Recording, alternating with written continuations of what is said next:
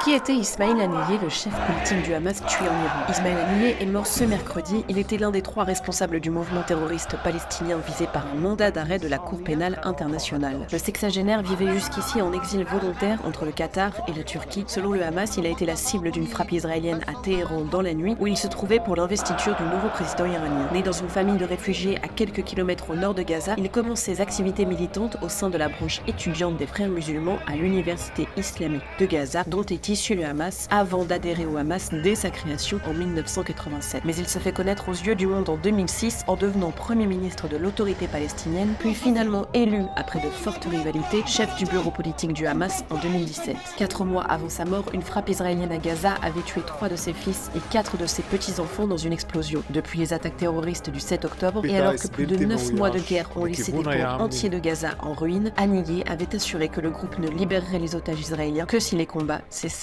définitivement.